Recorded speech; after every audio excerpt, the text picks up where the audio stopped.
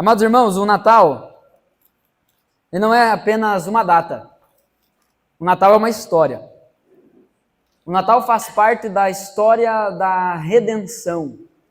A história que Deus decidiu contar ao mundo e por meio dela libertar, por meio dela salvar.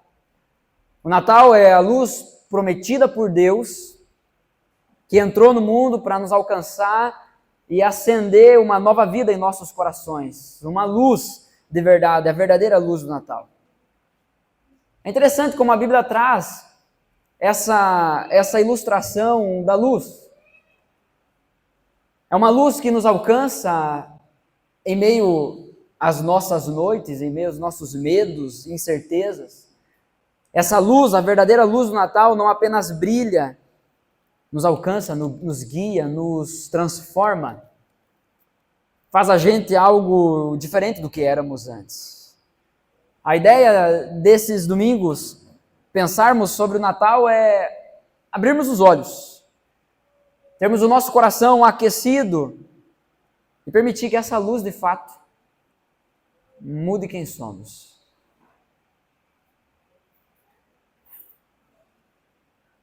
No primeiro sermão dessa pequena série, nós falamos sobre Isaías. A partir de Isaías, aliás. E com Isaías, nós olhamos para a luz prometida.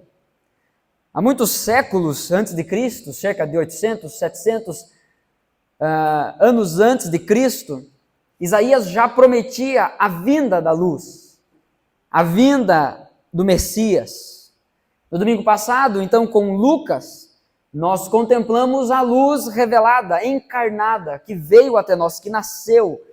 Deus encarna na pessoa de Jesus. Agora, hoje, a partir do texto de Romanos capítulo 6, o apóstolo Paulo nos conduz a uma pergunta inevitável. Que pergunta é essa? O que essa luz faz conosco hoje? Entendemos que ela foi prometida muito tempo antes de vir. Entendemos que ela veio, mas isso já faz 2000 e tantos anos. O que isso tem a ver com a gente hoje? A verdade, irmãos, é que o Natal não é apenas um evento do passado. É um evento histórico porque Jesus nasceu e é isso que celebramos. O Natal, o nascimento de Jesus. Mas o Natal também é uma realidade presente. Que o Senhor, em nome de Jesus, nos conduza à beleza e ao poder da verdadeira luz do Natal. Amém? Vamos ler o texto, Romanos capítulo 6, a partir do verso 1, diz assim, quem trouxe a Bíblia aí, levanta lá para o alto. Isso é um? Aí foi bem fraco, vamos de novo? Isso é um? Isso, agora você pensou assim, é que eu estou cansado. Tudo bem. Olha para o lado, a pessoa que está do seu lado, tá vendo? Ela está com a mesma cara que você. Né? Mas crente é meio maluco mesmo, né? No meio de um dezembro como esse, a gente inventa o quê? Uma ceia de Natal. Vamos fazer o natalino. Né? Não vamos comer frango normal. Vamos inventar coisa. Né? Por quê? Porque a gente gosta, a gente ama estar junto, ama celebrar Jesus. Hoje aconteceu uma situação, eu vou falar isso aqui antes que eu esqueça, tá? É que eu acho que é importante.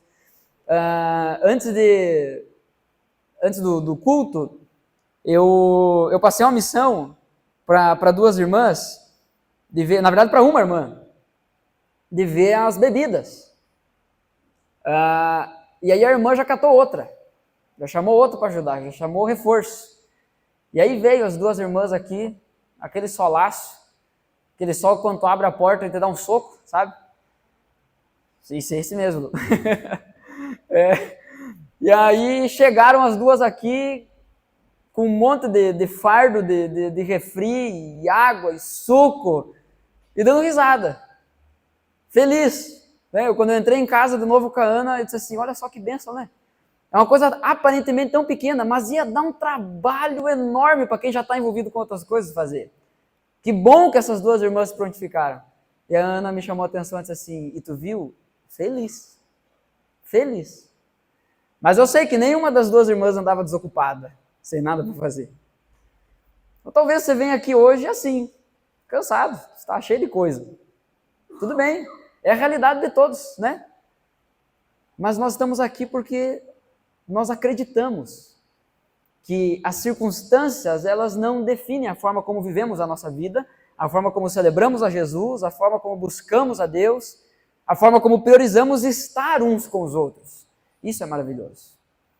Então, talvez você chegou aqui cansado, talvez até um pouquinho com vontade de... Vontade não, né? Sem vontade de não ter vindo. Mas a minha oração é que a luz do Natal, ela brilhe em seu coração. E que isso brilhe também em seus olhos. Que essa noite Deus nos renove. Amém? Romanos capítulo 6, a partir do verso 1, diz assim: que diremos então? Continuaremos pecando para que a graça aumente? De maneira nenhuma. Nós, os que morremos para o pecado, como podemos continuar vivendo nele? Ou vocês não sabem que todos nós que fomos batizados em Cristo Jesus, fomos batizados em sua morte? Portanto, fomos sepultados com ele na morte por meio do batismo, a fim de que, assim como Cristo foi ressuscitado dos mortos, mediante a glória do Pai, também nós vivamos uma vida nova. Se dessa forma fomos unidos a ele na semelhança da sua morte, certamente o seremos também na semelhança da sua ressurreição. Pois sabemos que nosso velho homem foi crucificado com ele, para que o corpo do pecado seja destruído, e não mais sejamos escravos do pecado, pois quem morreu foi justificado do pecado. Ora, se morremos com Cristo, cremos que também com ele viveremos. Pois sabemos que, tendo sido ressuscitado dos mortos, Cristo não pode morrer outra vez. A morte não tem mais domínio sobre ele, porque morrendo, ele morreu para o pecado uma vez por todas, mas vivendo, vive para Deus. Da mesma forma, considerem-se mortos para o pecado, mas vivos para Deus em Cristo Jesus. Portanto, não permitam que o pecado continue dominando os seus corpos mortais, fazendo que vocês obedeçam aos seus desejos. Não ofereçam os membros do corpo de vocês ao pecado, como instrumentos de injustiça. Antes, ofereçam-se a Deus como quem voltou da morte para a vida, e ofereçam os membros do corpo de vocês a Ele como instrumentos de justiça. Pois o pecado não os dominará, porque vocês não estão debaixo da lei, mas debaixo da graça. Vamos orar mais uma vez? Feche seus olhos, por favor. Pai, em nome de Jesus, nós queremos agradecer ao Senhor por essa noite. Queremos agradecer ao Senhor pela oportunidade de nos reunirmos como igreja, de celebrarmos ao Senhor. Obrigado, Deus, pela Tua palavra, que é viva e eficaz. Cremos, ó Deus, no poder transformador do Teu Espírito Santo e pedimos que o Senhor esteja renovando os nossos corações, esteja trazendo algo novo ao nosso entendimento, que possamos terminar essa noite alegres, felizes no Senhor e mais parecidos contigo. Usa cada detalhe, cada momento dessa noite para a glória do Teu nome e avanço do Teu reino. Essa é a minha oração, é a nossa oração em nome do Senhor Jesus. Amém. Amém. Você já percebeu como algumas datas ficam no passado, mas continuam influenciando a nossa vida presente?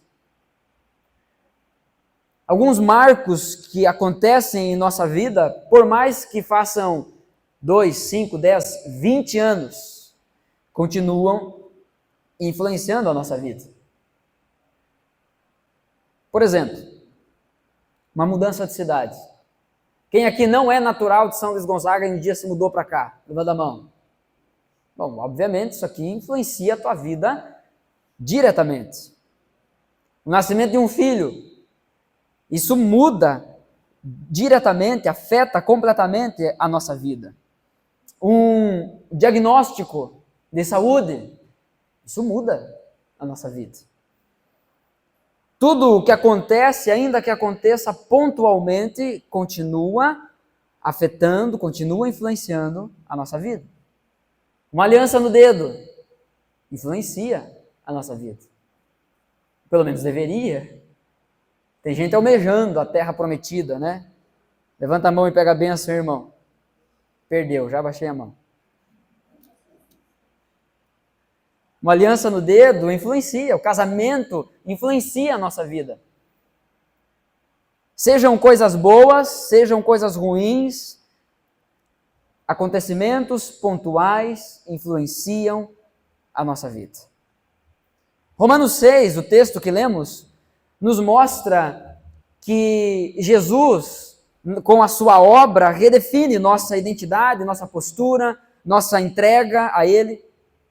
Jesus, que é a luz do Natal, a luz que brilhou em Belém, não pode ficar do lado de fora da nossa casa, não pode ficar do lado de fora da nossa vida. Ela deve entrar, ela deve se estabelecer, se aconchegar e deve agir em nós. É sobre isso o texto de Romanos. Sobre Jesus, aquele que temos pensado durante então esses domingos, como a luz do Natal, a verdadeira luz do Natal. Ele é aquele que precisa entrar em nossas vidas e trazer uma nova realidade. O nascimento de Jesus, que aconteceu há mais de 2000 anos, que foi prometido muito antes disso, desde a criação, já havia sido prometido à humanidade um libertador, uma solução para o pecado. Aquilo que aconteceu lá em Belém, aquilo que aconteceu de uma forma simples, um menino pequeno, frágil, que nasceu, que foi envolvido em panos, numa manjedoura, aquilo que aconteceu há mais de 2000 anos atrás, continua afetando e influenciando as nossas vidas. Ou pelo menos, deveria. Mas de que forma isso acontece? Bom, quero dividir esse texto em 4 partes, 4 pontos. Primeira coisa que Jesus, como a luz do Natal, faz em nós hoje, e o título do sermão de hoje é A Luz em Nós. Então, na primeira parte, com Isaías, nós falamos sobre a luz prometida. Na segunda parte, falamos sobre a luz revelada. E agora, nesse domingo, hoje, iremos falar sobre a luz em nós, como isso nos afeta, como isso muda a nossa vida. Certamente traz coisas novas. E em primeiro lugar, a luz do Natal, Jesus Cristo, traz uma nova ruptura. É isso que vemos no texto, no versículo 1 e 2 do texto de Romanos. Paulo acabou de desenvolver aqui o assunto da justificação no capítulo 5 de Romanos, falando sobre a obra de Cristo na cruz. Quando pensamos sobre o Natal, não é apenas pensarmos sobre um bebê que nasceu, mas é termos em mente também que esse bebê, ele nasceu, ele cresceu, ele se tornou um homem e completou a obra que lhe foi entregue. Entregou a Deus aquilo que foi exigido, foi até o fim para cumprir aquilo que era esperado dele. Então Paulo acabou de falar disso. Falar da obra de justificação de Cristo. Quando cremos que Jesus Cristo morreu por nós na cruz, que aquele bebê cresceu e é o próprio Deus encarnado e veio morrer por nós, quando cremos nisso, nós somos justificados dos nossos pecados. Não é inocentados, porque temos culpa, mas é justificados. A justiça de Cristo foi imputada, foi colocada em nós. E a nossa injustiça, os nossos pecados foram lançados sobre ele na cruz. Então ele morre e ressuscita para pagar o preço pelos nossos pecados e nos dá a salvação. Diante disso, diante dessa obra maravilhosa, diante dessa informação transformadora, o apóstolo Paulo levanta uma pergunta. O que diremos então? Diante disso, diante desse escândalo da graça, continuaremos pecando para que a graça aumente? Porque se pecamos e ele nos perdoa, mesmo não merecendo, e aí Paulo vai desenvolver isso muito bem, que a graça é graça, se tiver que fazer alguma coisa já não é mais graça. Então se eu peco, e Deus me perdoa, e aonde abundou o pecado, superabundou a graça. Onde tem muito pecado, tem muito mais graça. Então o que eu vou fazer? Eu vou pecar ainda mais? Para que a graça aumente cada vez mais? Jesus traz uma ruptura com quem éramos. Com quem éramos e a forma como enxergávamos as coisas. Não é como rupturas que decidimos fazer, mas logo voltamos atrás. Por exemplo, você está aqui diante dessa mesa e você está olhando assim, 2026 é o ano da dieta. Existem coisas que a gente já decidiu, que a gente deixaria para trás, para sempre, mas logo depois está abraçando de novo. Não é esse tipo de ruptura que Jesus veio trazer. Coisas que largamos e logo abraçamos. Coisa que dizemos, não quero saber nunca mais, pelas próximas 12 horas. A verdade, irmãos, é que é impossível. É impossível ser alcançado pela luz do Natal, Jesus Cristo, e permanecer do mesmo jeito. Se essa luz realmente alcançou os nossos corações, brilhou em nós, a nossa vida não permanece mais da mesma forma. O apóstolo Paulo está tratando de uma distorção comum do Evangelho.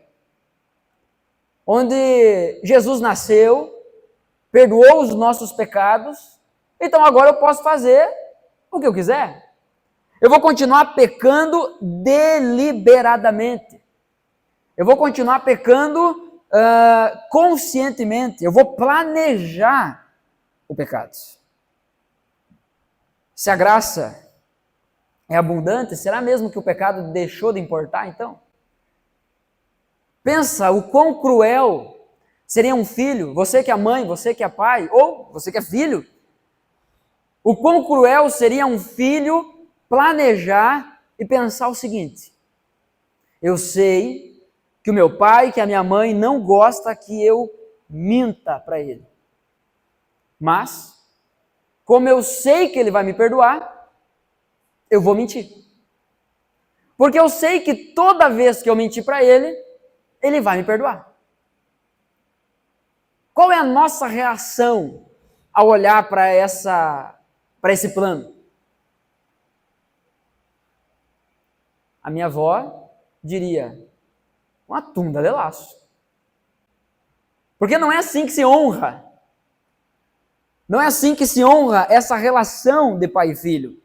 Não é porque sabemos que temos o perdão que vamos pecar, que vamos mentir, que vamos fazer o errado, vamos ofender a Deus deliberadamente. Na verdade, isso só demonstra que não entendemos o que é a graça.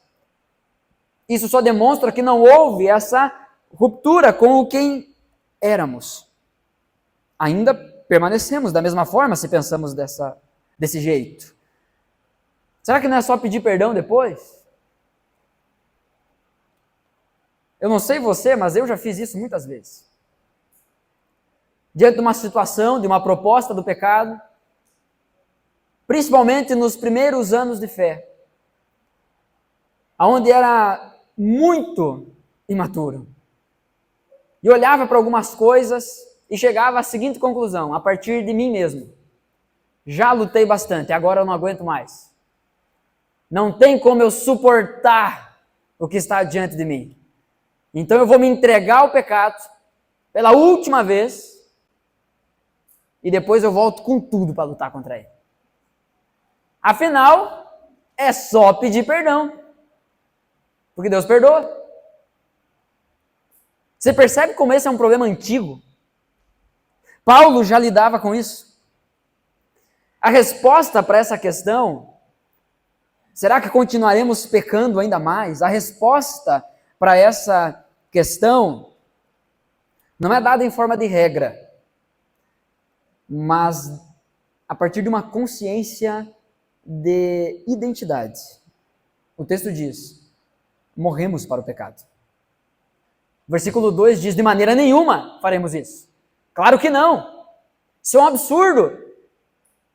Nós, o texto diz, os que morremos para o pecado, como poderemos continuar vivendo nele? morremos para o pecado.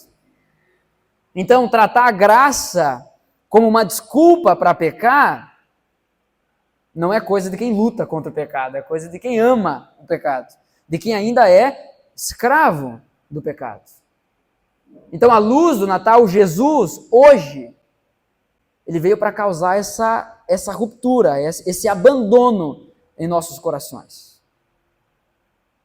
Perceba, essa convicção, essa consciência de identidade, não é um ideal para ser alcançado, sabe? Que você idealiza as coisas assim e fica pensando, um dia, talvez, eu posso ter certeza de que eu sou um filho de Deus. Não. O próprio texto de Romanos, no capítulo 8, no verso 16, o apóstolo Paulo nos ensina que o Espírito Santo testifica, fala ao nosso espírito que nós somos dele. Podemos ter essa consciência, podemos ter essa convicção, podemos saber que houve uma ruptura, que eu já não sou mais o mesmo. Posso me colocar, portanto, então, nesse grupo que o apóstolo Paulo diz, nós, os que morremos para o pecado. Nós, os que morremos para o pecado, como poderíamos continuar vivendo nele? Como poderíamos continuar de graça com a graça? Brincando com aquilo que é valioso. É uma realidade, irmão. Não é um ideal hipotético. É uma realidade. Pois algo foi encerrado. Algo morreu. Jesus rompeu com algo em nossa vida. 2 Coríntios capítulo 5, versículo 17 diz, portanto, se alguém está em Cristo, é nova criação, é nova criatura. As coisas antigas já passaram, eis que surgiram coisas novas. Eu já não sou mais o que eu era. Então talvez você chegue aqui essa noite com muitas rupturas em sua vida, com muitas coisas que você decidiu abandonar, com muitas decisões que você já tomou. Eu vou abrir mão disso, eu vou abrir mão daquilo, eu vou ser diferente, eu vou honrar mais a Deus, eu vou ler a Bíblia. 2026 eu vou ler a Bíblia inteira, já que esse ano não consegui. Eu vou ler a Bíblia inteira, eu vou estudar mais, eu vou ser um homem mais fiel a Deus, eu serei um homem mais fiel à minha esposa. E ser um homem fiel à esposa não significa só não trair, mas é ser fiel à aliança, ao que significa o casamento. Talvez você decidiu, não, esse ano, a partir de agora eu vou esperar pelo homem certo, mas ainda está dentro dos teus padrões, está esperando. Graças a Deus não me veio o nome de nenhum homem bonito. Seria estranho se eu tivesse já debate pronto, né? Mas pensa aí no galã que você tem na cabeça, você é solteira, né? A casada é o teu marido. Concentra, é o teu marido. Mas o que eu quero dizer é que nós tendemos a fazer isso o tempo todo. Não, agora chega, agora acabou. Serei um homem diferente. Serei uma mulher diferente. Mas logo abraçamos aquilo que acabamos de abandonar. Porque essa ruptura verdadeira é só Jesus Cristo que pode fazer. É só Ele que pode trazer, de fato, coisas novas. O Evangelho, irmãos, o Evangelho de Jesus, o Evangelho da graça, escancarado na cruz de Cristo, ele não apenas perdoa os nossos pecados, mas ele rompe com o domínio que havia em nós. O domínio do pecado que havia sobre as nossas vidas. Não somos mais escravos daquilo que nos dominava. A graça, portanto, livra da culpa e livra também do governo do pecado. Eu não sou mais culpado porque eu fui liberto, eu fui justificado. E o pecado já não me domina mais. Mas essa luz do Natal, Jesus Cristo, que vem e causa essa ruptura, nós precisamos ter em mente que ela não vive, não convive pacificamente com a nossa antiga natureza, com aquilo que éramos antes. Haverá guerra dentro de nós.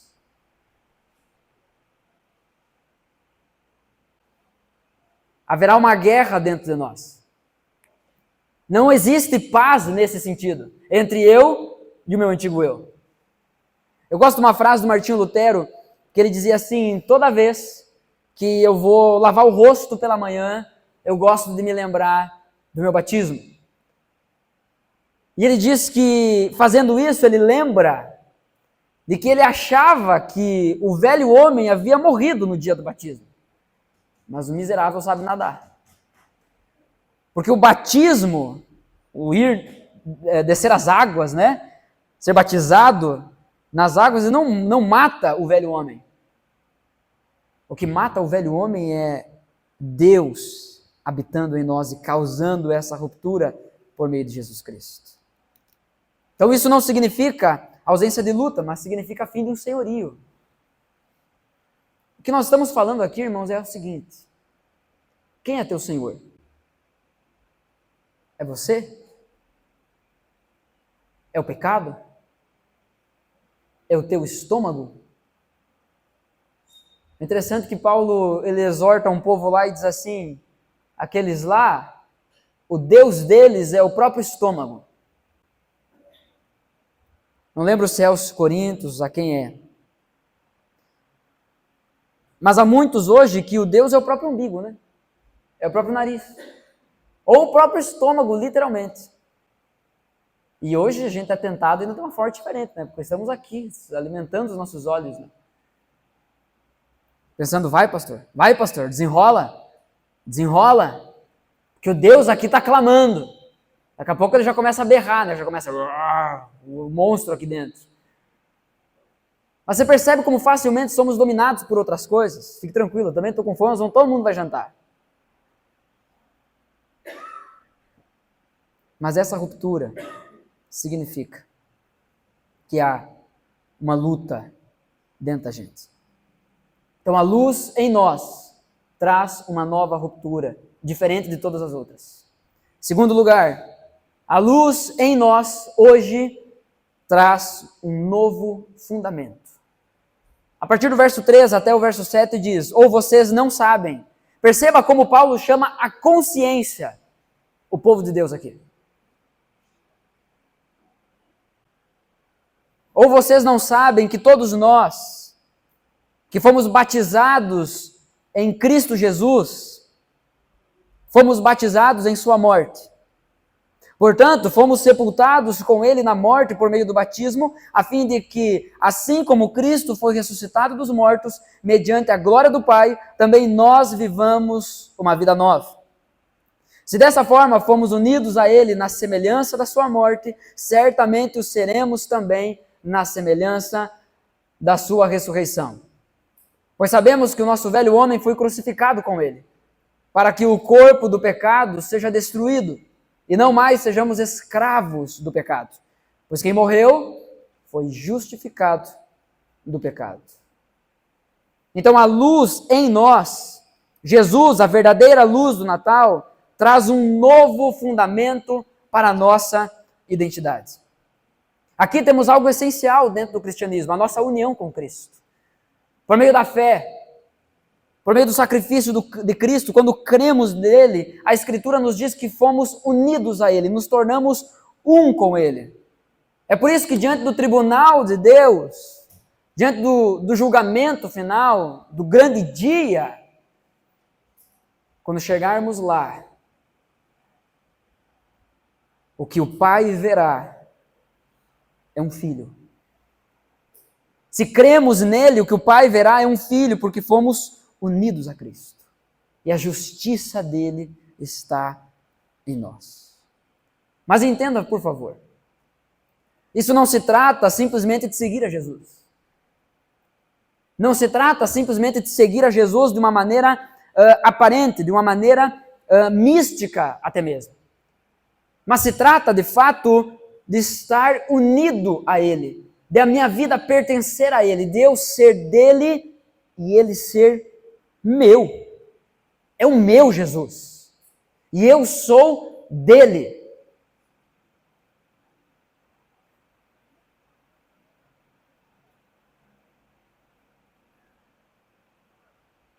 Você é consciente dessa realidade sobre a tua vida? Você apenas segue Jesus tem culto, então é lá que eu vou. Tem evento no bosque, é para lá que eu vou. Os crentes vão se reunir na Cícero, é para lá que eu vou. Vai ter uma janta, é para lá que eu vou. A forma como você segue a Jesus é assim?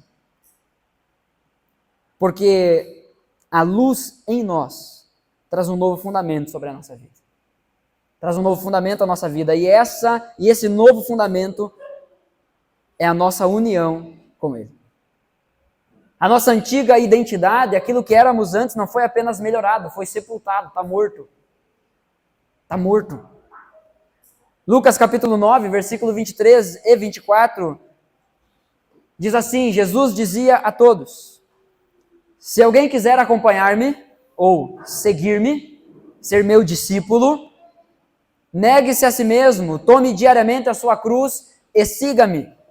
Pois quem quiser salvar a sua vida a perderá, mas quem perder a vida por minha causa, este a salvará.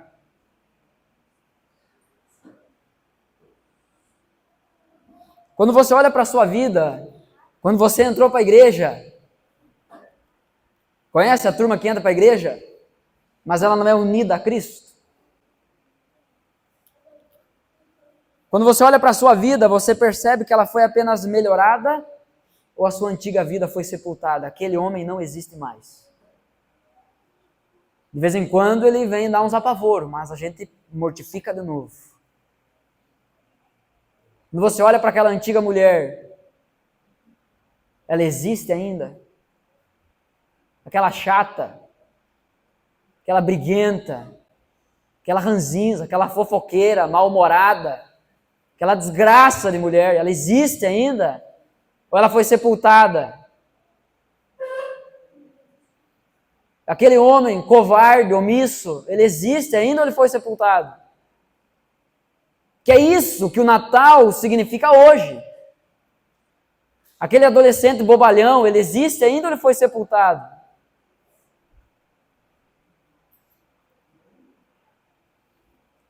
Porque a adolescência não é um tempo para tratar as coisas de Deus com leviandade. As circunstâncias não são desculpas para tratar as coisas de Deus com leviandade. Nem mesmo as nossas doenças são justificativas para tratarmos as coisas de Deus com leviandade. Porque diante das coisas mais difíceis da vida, a luz em nós, a verdadeira luz do Natal, Jesus Cristo em nós, nos faz ter a mesma postura do grande homem de Deus, Jó.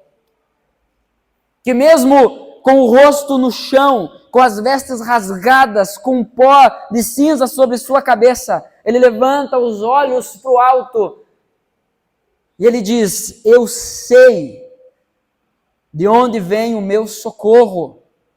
O meu Redentor vive, ele há de se levantar sobre a terra. Ainda que o meu corpo morra, com os meus olhos eu o verei. No fim das contas, a nossa vida, ela não é mais fundamentada naquilo que acontece, mas naquilo que é, na eternidade. Há um novo fundamento, fomos unidos a Cristo.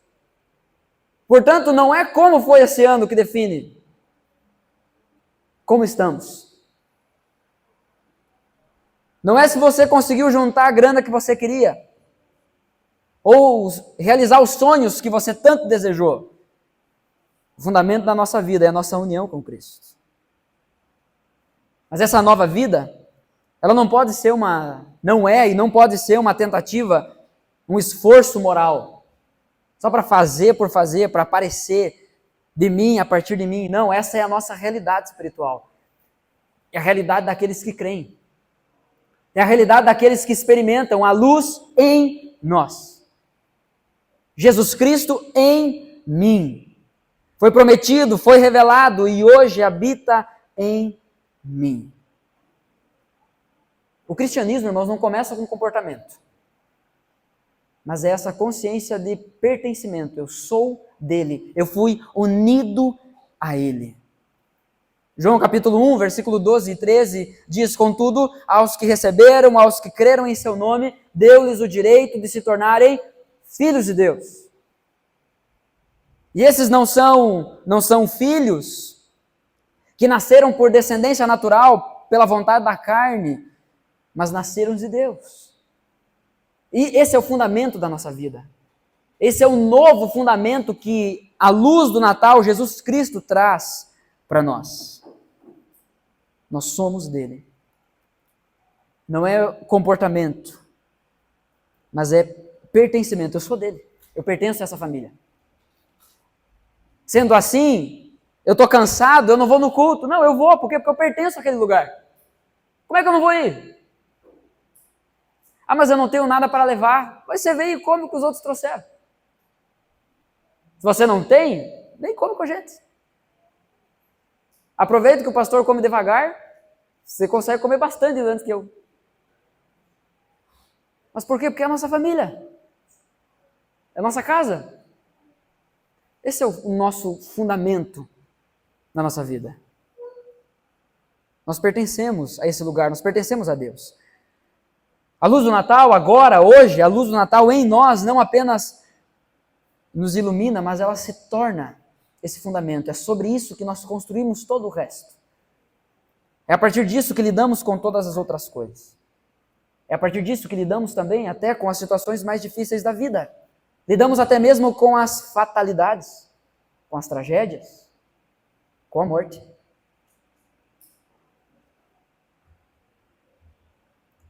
Já pensou que pode haver alguém entre nós que tem apenas mais 2 anos de vida? Só que só não sabe disso. Pode ser eu, pode ser você. Mas o que o apóstolo Paulo nos ensina aqui é: se morremos, somos dele. Porque fomos unidos a ele. Agora, se vivemos, somos dele. Porque fomos unidos a ele. Se morremos com ele na cruz, quando crucificamos quem éramos, certamente com ele também ressuscitaremos. A presença de Jesus em nós, ela nos faz olhar para a eternidade e não só para o futuro. Que a gente vive na ânsia do futuro, na ânsia do amanhã, na ânsia de resolver o 2026. Mas a nossa união com Cristo nos faz olhar para a eternidade. É somente aqueles que fundamentam a sua vida em Cristo que experimentarão uma vida na eternidade sem as mazelas, sem as consequências do pecado. Como diz o cantor Marcos Almeida, toda dor é por enquanto. Se formos unidos a Cristo, é com Ele que viveremos para sempre. Amém? Em terceiro lugar, a luz do Natal, Jesus Cristo, nos traz hoje uma nova postura. Versículos 8 a 11. Ora, se morremos com Cristo, cremos que também com Ele viveremos. Perceba mais uma vez o apóstolo Paulo chamando a consciência. Sabemos, cremos. Pois sabemos, diz o versículo 9, que tendo sido ressuscitado dos mortos, Cristo não pode morrer outra vez. A morte não tem mais domínio sobre ele. Porque morrendo, ele morreu para o pecado uma vez por todas, mas vivendo, vive para Deus. Da mesma forma, considerem-se mortos para o pecado, mas vivos para Deus em Cristo Jesus. Jesus traz uma nova postura diante da vida e diante do pecado. Ele traz uma nova ruptura, não é simplesmente as nossas decisões, é uma mudança interna, sobrenatural, verdadeira. Ele traz um novo fundamento, a nossa união com Cristo. Estamos juntos com Ele, somos dele. E isso resulta no quê? Numa nova postura. Diante da vida, diante do pecado. E a nossa postura precisa ser convicta. Você precisa saber quem você é. Porque Jesus Cristo, a história do Natal, não é um conto de fadas, não é igual ao Papai Noel. Precisamos viver como quem foi liberto por Cristo. João capítulo 8, versículo 36 diz: se o Filho vos libertar, vocês de fato serão livres. Esse é o encanto do Natal. Estamos libertos. A nossa salvação chegou. Considerar-se aqui, o texto diz considerem-se. Considerar-se aqui não é imaginar algo que não existe. Não é ficar idealizando coisas. Considerar-se aqui é viver crendo em algo que já é verdade. É tomar posse, no verdadeiro sentido da palavra, no sentido bíblico da palavra. Tomar posse dessa verdade. Nos considerar mortos para o pecado, mas vivos para Deus em Cristo Jesus. Essa postura de confiança é um ato de fé. É um ato de fé como uma resposta da nossa mente, pensada, discernida, mas é uma resposta à obra consumada de Cristo. Se Jesus morreu por mim, então eu estou livre. E eu vivo agora como alguém liberto. O pecado já não me domina mais. Eu não preciso continuar pecando. Eu não preciso continuar fazendo o que fazia antes. Porque o que a Bíblia nos ensina é que não virá sobre nós tentação que não podemos suportar.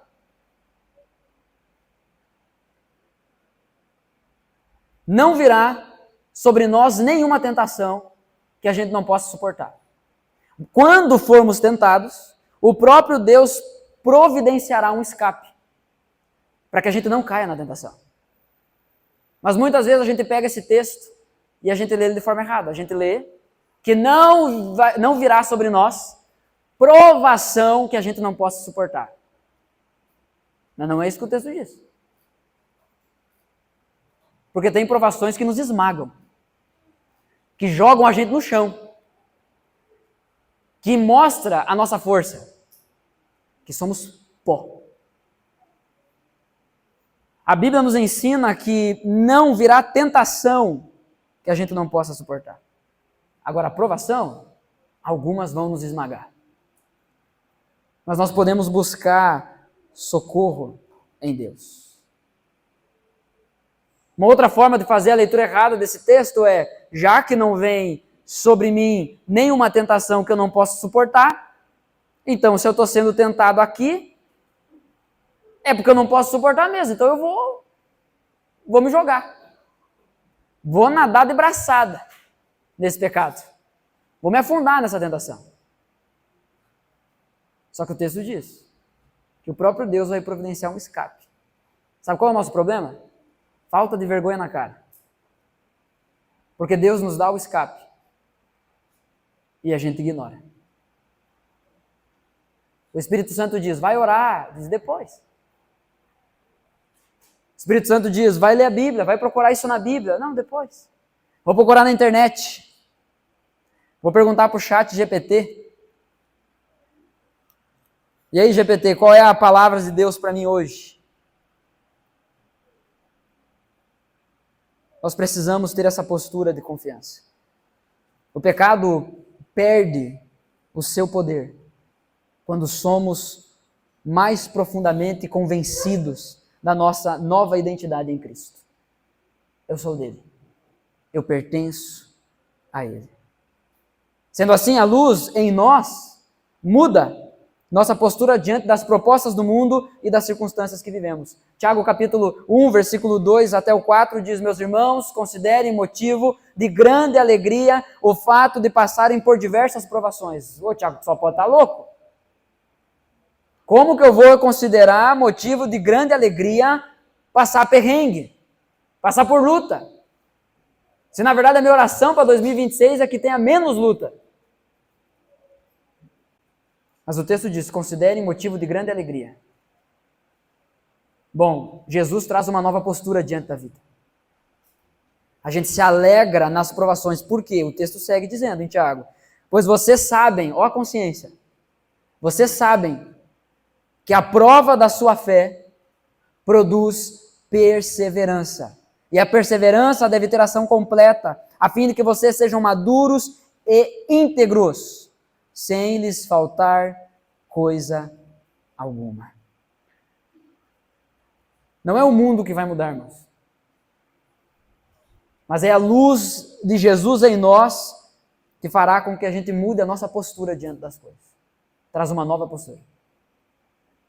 Então a nossa oração não é: Deus, muda, deixa mais fácil. Não vai ficar. É provável que fique mais difícil. Vai ficar mais apertado. Vai ficar mais sofrido. Mas quando a gente adota uma postura diferente, o caráter de Cristo é moldado em nós.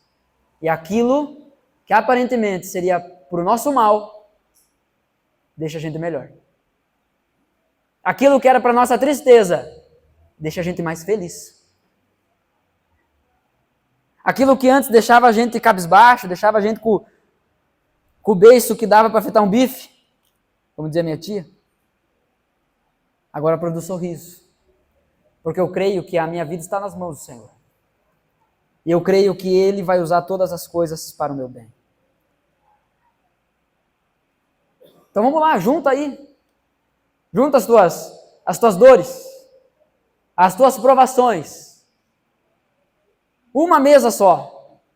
Vamos pedir para só uma mesa contar todos os problemas e sofrimentos do ano 2025. Aí já era. Veremos à noite, perdemos o apetite, ninguém come. É tão mal que a gente vai ficar. Mas como é a nossa postura diante disso? Quando a gente entende que Deus está trabalhando. A verdade é que o mundo não deixará de oferecer algo a você. Mas nós já pertencemos a uma outra realidade. Há uma outra natureza em nós. Já não lidamos mais com as coisas do mesmo jeito. Eu gosto da ideia do John Piper, que ele diz assim: quando o sofrimento vem, ele abre os braços e diz: vem sofrimento, vem provação, cumpra o teu propósito em mim e deixe-me eu me gloriar em Cristo. Produza o caráter de Cristo em mim. Como que você lida com as coisas que aparecem diante de você? Pecando? Se a luz do Natal realmente me alcançou, eu não sou obrigado a pecar. Então para com essa desculpa. Eu não consegui. Por quê? Em quarto e último lugar, a luz em nós, Jesus Cristo, nos traz uma nova entrega consciente. Quantas vezes você já aceitou Jesus, hein? Quantas vezes você já entregou a sua vida a Jesus? Eu vim de um contexto de igreja que tinha apelo todo culto. E eu ia, em todo apelo, eu ia lá para frente. Chorava, babava, era ranho, aquela coisa feia. E cada vez que eu ia, eu tomava uma decisão. Aqui tem uma ruptura, eu não sou mais o mesmo. Mas isso não acontecia. Eu até queria muito, tentava muito. Mas era um esforço natural, moral. Mas a Escritura nos chama a uma entrega consciente.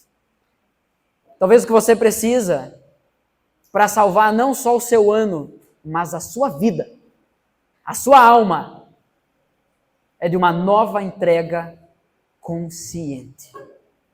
É você saber o que isso significa. Os versículos 12 até o 14 diz: portanto, não permitam que o pecado continue dominando os seus corpos mortais. Perceba mais uma vez, é algo que a gente experimenta nessa vida. É no corpo mortal. Não, lá no céu, não, é uma luta hoje. É uma entrega que precisa acontecer hoje. Não permitam que o pecado continue dominando os seus corpos mortais, fazendo com que vocês obedeçam aos seus desejos. Não ofereçam os membros dos seus corpos ao pecado como instrumentos de injustiça. Então, em primeiro lugar, o texto diz: não permitam que o corpo de vocês seja dominado pelo pecado. Parece meio passivo isso. Que às vezes a gente pensa assim, mas eu não tenho força para lutar. Mas também você não trabalha para ter força para isso. É claro que quando a tentação chegar, bater na sua porta, abrir a sua porta e não encontrar nada de luz do evangelho lá dentro, vai ficar fácil.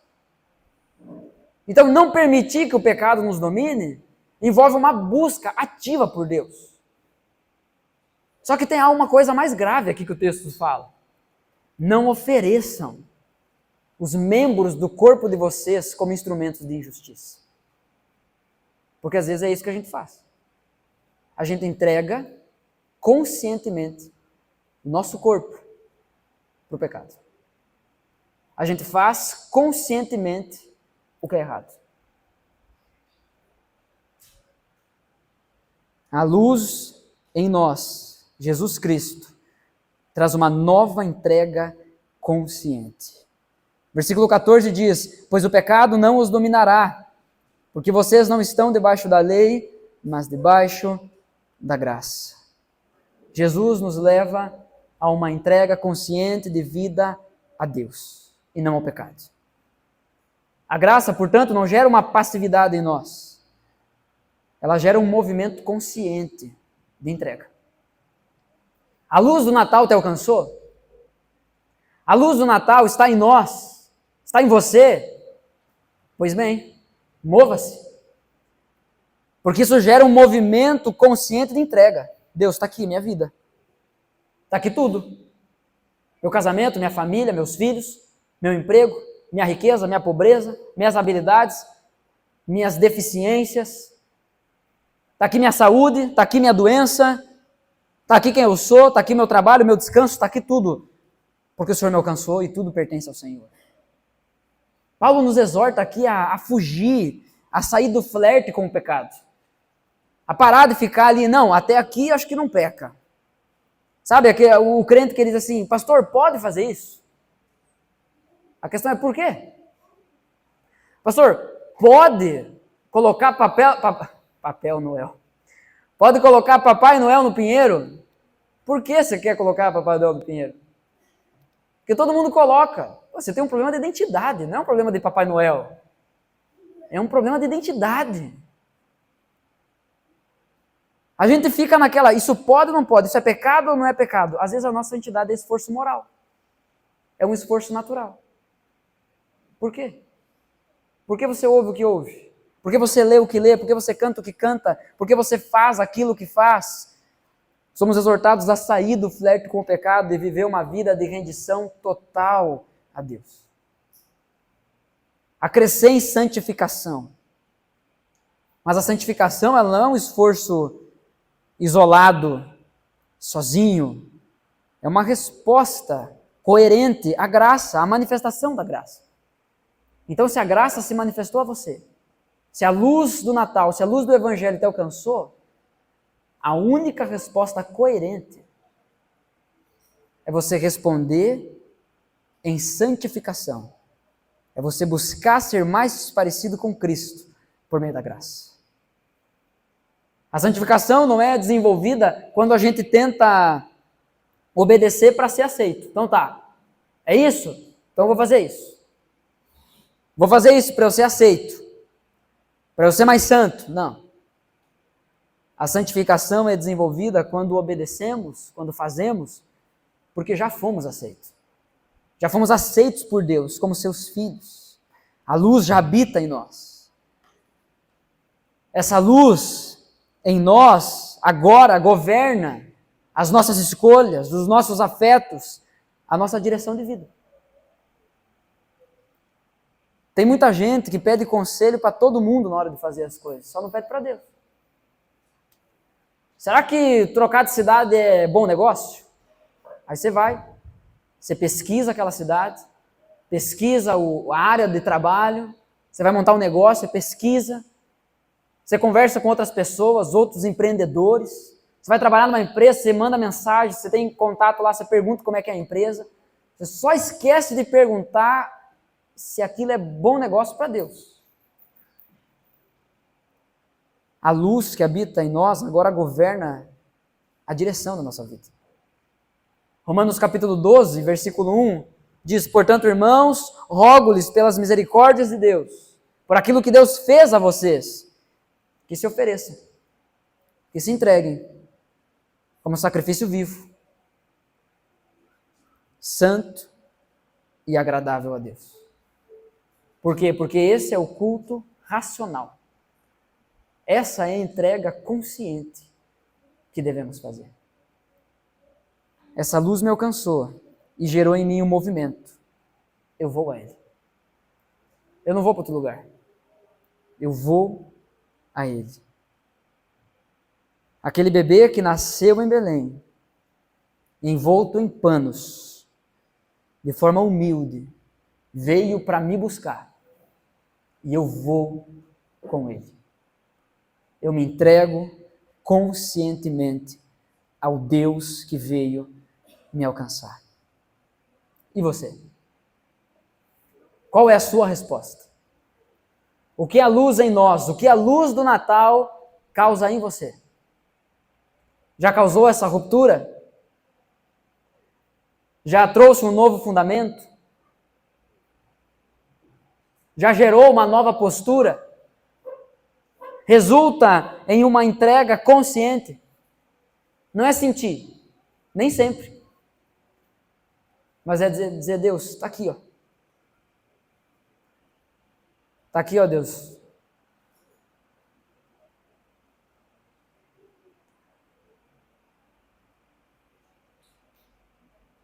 Eu lembro da minha avó, quando ela recebeu o diagnóstico do médico de que o tumor que ela tinha na garganta tinha se espalhado, câncer por tudo. E eu lembro de ouvir ela dizendo: Deus, está aqui os meus exames.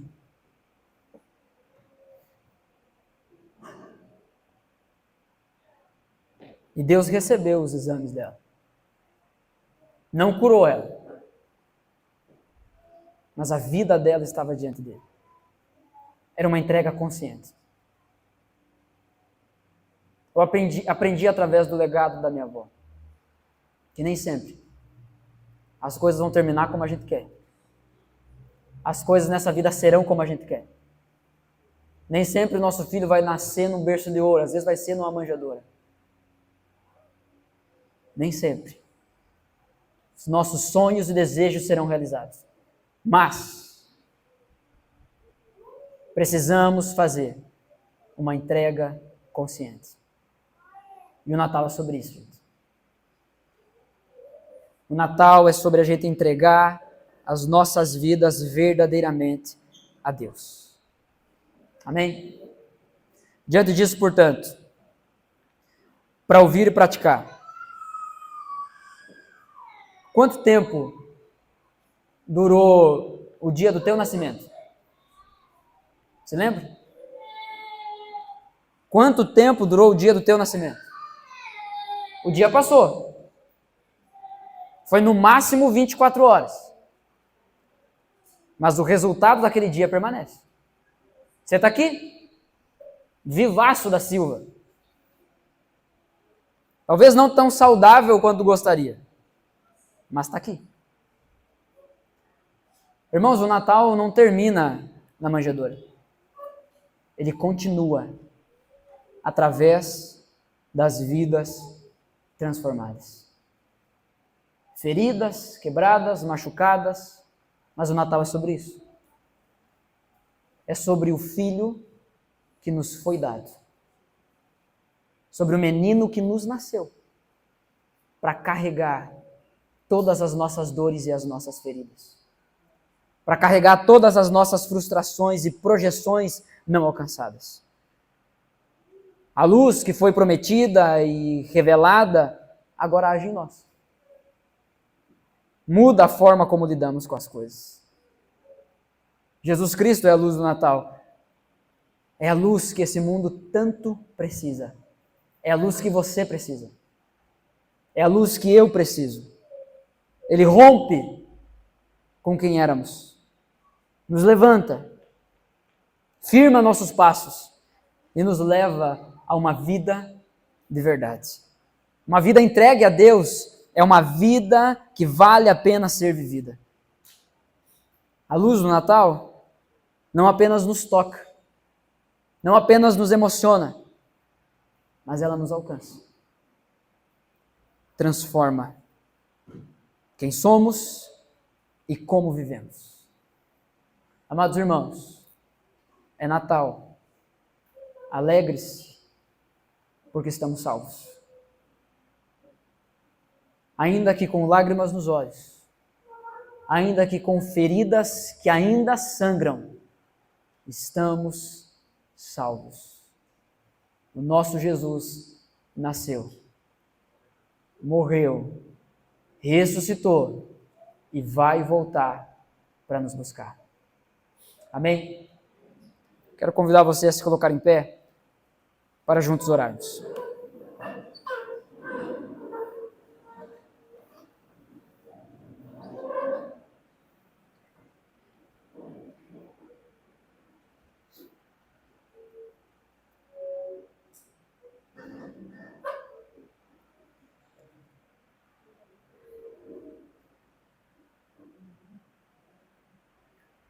Quero convidá-lo a fechar os seus olhos. Quero aconselhar você a pensar se de fato essa luz, a luz do Natal, está em nós, está em você. Talvez você já sentiu algum arrepio, algum calor, você já foi tocado. Talvez o seu coração ainda não foi alcançado. Pois bem, hoje é dia de resposta. Hoje é dia de entrega. O Natal, ele impacta a nossa vida hoje. O verdadeiro Natal afeta as nossas vidas hoje. Ele levou sobre si as nossas dores, as nossas enfermidades, o castigo que nos traz a paz hoje estava sobre ele. E é por ele, pelas suas pisaduras, pelas suas feridas, que nós somos curados. A minha oração é que nesse momento você pegue aí a sua vida, seu coração, sonde o seu próprio coração, de forma consciente, e diga a Deus: Senhor, está aqui. Está aqui. Está aqui aquilo em que eu sou agarrado demais ainda. E eu preciso de uma ruptura. Eu já entendi que isso aqui não agrada ao Senhor. Essa atitude, esse sentimento, essa reação diante de uma dor, diante de uma traição, diante de um mal que foi feito. Senhor, está aqui aquilo que eu sei que não agrada ao Senhor. Peça a Deus para que a luz do Natal, Jesus Cristo, habite em você e traga essa ruptura que precisa.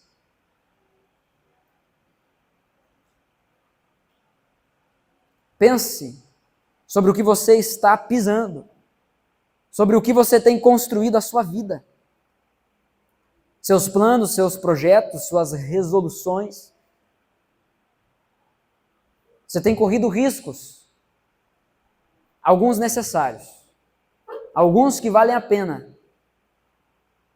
mas certamente perder a eternidade com Cristo não é um deles. Sobre o que você tem fundamentado a sua vida? Ao que o seu coração está unido? Coloque isso diante de Deus e peça: Senhor, traga um novo fundamento sobre a minha vida.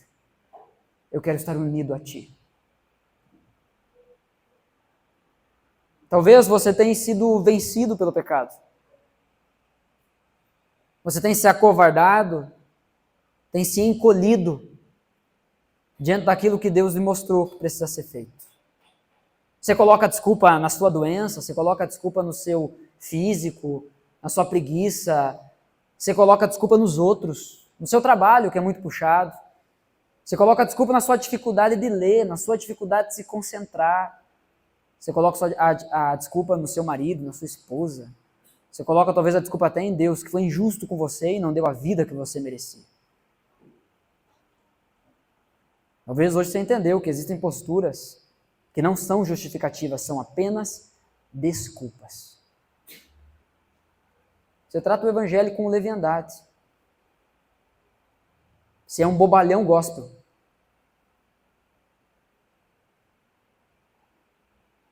Coloque isso diante de Deus. Senhor, está aqui a minha postura. Preciso que o Senhor me dê uma nova postura diante das circunstâncias da vida e diante do pecado. Eu quero olhar para o Senhor e saber: o meu Redentor vive e Ele há de se levantar sobre a terra. Ainda que isso me mate, com os meus olhos eu o verei.